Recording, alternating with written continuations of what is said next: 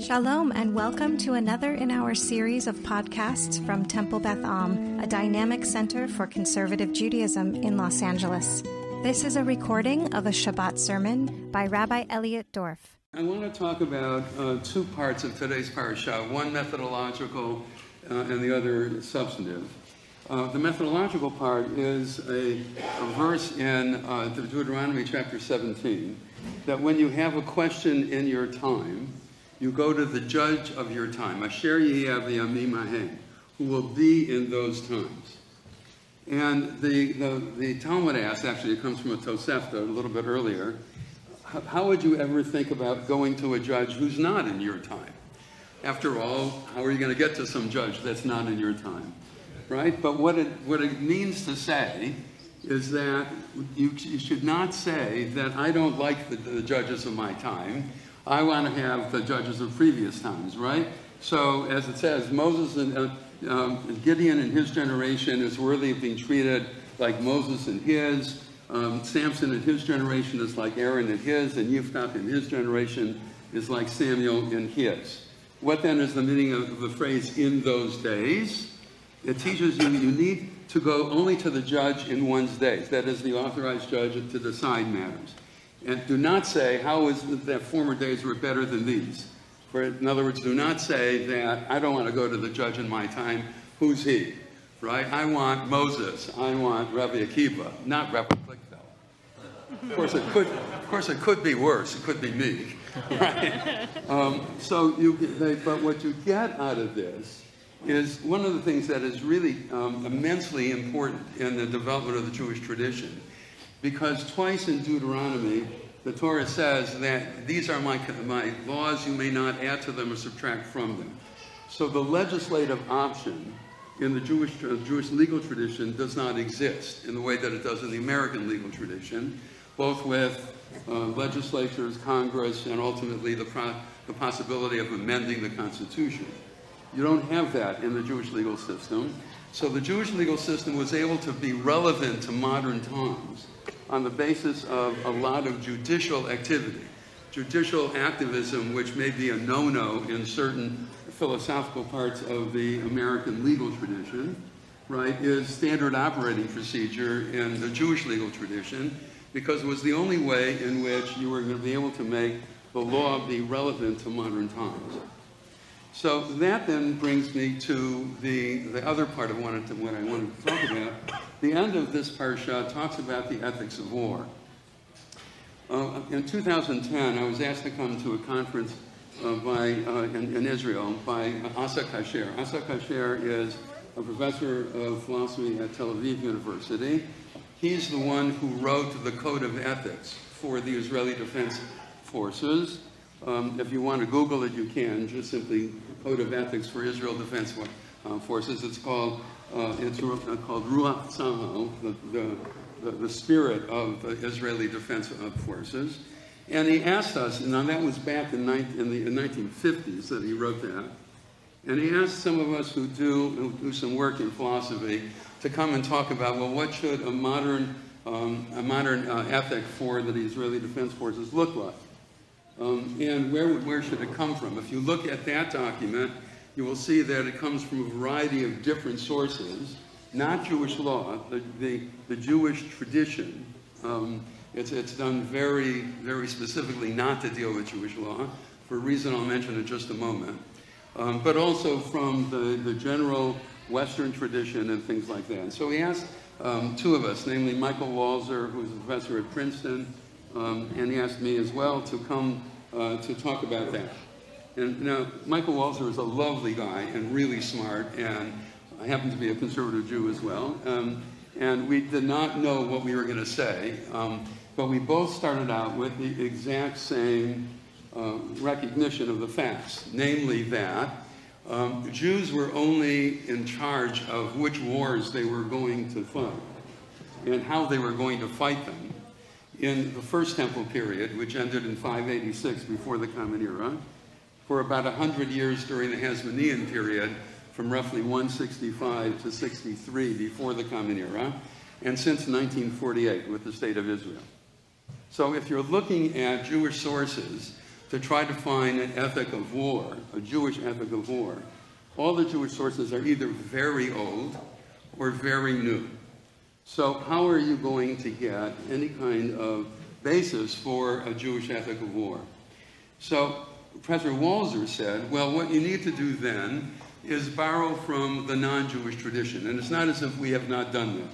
We clearly have. If you look at the Talmud, you'll see that there are a lot of borrowings from Greek and Roman law about business, about marriage, about all kinds of things.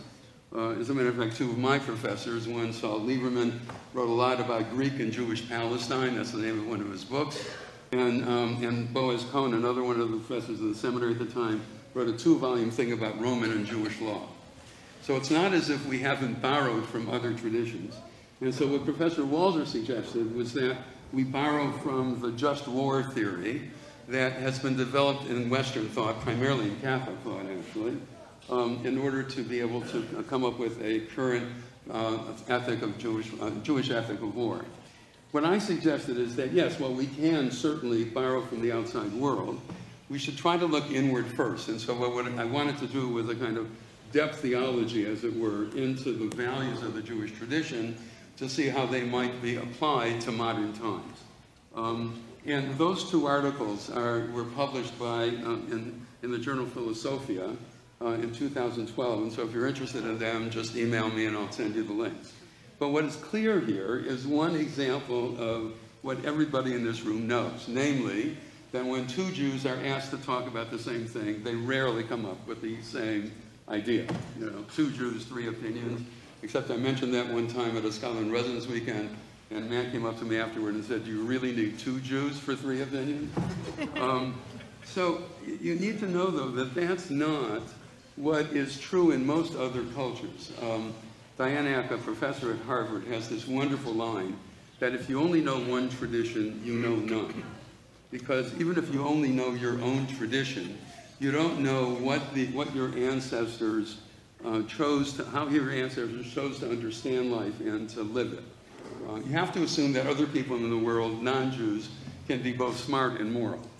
And so if you want to know what our ancestors chose to do among a whole series of other options, you need to be able to study some of the other traditions of the world. I happen to do a lot of interfaith work, and I want to tell you 2 stories to illustrate how precious this is. One of the things I've been doing for a number of years is for the Anti-Defamation League. It's with teachers in Catholic high schools, most of whom are Catholic. And ADL's interest is to try to teach them why is it that the church did not respond reasonably well during the Second World War, and then what happened in the Second Vatican Council, which completely revolutionized Catholic-Jewish relations through a document called Nostra Aetate, and then through some other things that Catholic popes have done since then, right? So that's what ADL's interest is. But often for these teachers in Catholic high schools, I'm sometimes the first Jew they've ever really talked to seriously, but certainly the first rabbi. And the priest with whom I do it is Father Dennis McManus. He's a really smart guy, has a doctorate in patristics. He teaches at Georgetown, and he is the liaison of the U.S. Council of Catholic Bishops to the Vatican. So he's in Rome every other month for about 2 weeks. And he knew Pope John Paul II personally. He knew Pope Benedict personally. He also mimics him. He's very funny, actually. And he says to his fellow Catholics, we Catholics are good at reception. We receive what we are told. At which point I tell them, Jews are terrible at reception, right? We question everything. And it takes a while for me. And as a matter of fact, I say to them, I'm going to teach you your first rabbinic saying. And I put on the board in English letters, Lo habaishan lo me. And I say to them, say after me, Lo habaishan lo me. And they do this 3 times. And I say to them, you're really trusting because you have no idea what you just said. But aside from that, what it means is the bashful person will not learn. And so what you need to do is, even if you are in your Catholic tradition, even if you're used to simply accepting what you're told, in the Jewish tradition, that's exactly not the way to be. You need to ask questions. Max, as your dad said to you, you need to continue to ask questions because that is the Jewish way. Let me tell you one other story. The Brentwood Presbyterian Church has services on Sunday mornings from 9 to 10 and then again from 11 to 12, and they have adult education between 10 and 11. About pre-COVID, about 3 or 4 years ago, they decided to do the religions of the world for their adult education, and they asked me to do Judaism in an hour, okay? So I said at the beginning, right, before I talk to you at all about the content of Judaism, you need to know its mode. It's very argumentative. It loves an argument. And the reason is not because we're nasty to each other, quite the opposite. It's that we take ourselves seriously enough, take each other seriously enough to listen carefully to what somebody else has said and be able to even, and be able to respond to it and maybe even challenge it, or maybe even add reasons for the claim, right? And that this ultimately comes from a very deep sense of humility about what human beings can know, right? Because since none of us is omniscient, God may be, but we're not, right? We're not all-knowing. So the best that we can do is talk to each other and argue with each other and try to get to some idea of what we as human beings can come to know. Remember that for the vast majority of human history, the most knowledgeable people in the world thought that the world was flat.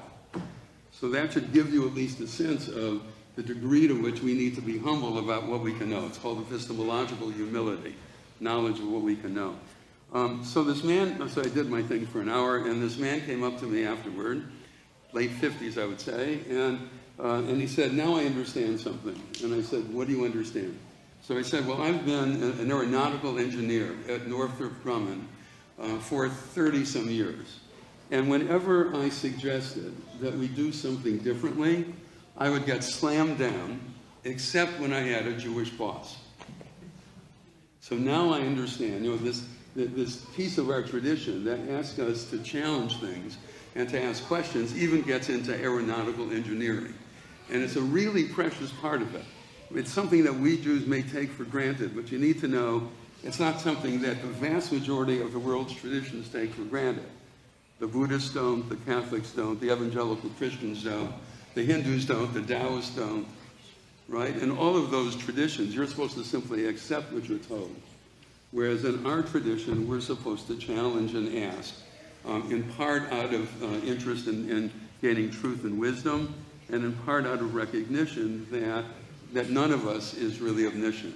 It's one of the many, many precious parts of our tradition, and it's one that I hope this comparison to other traditions will give you a sense of how precious it is.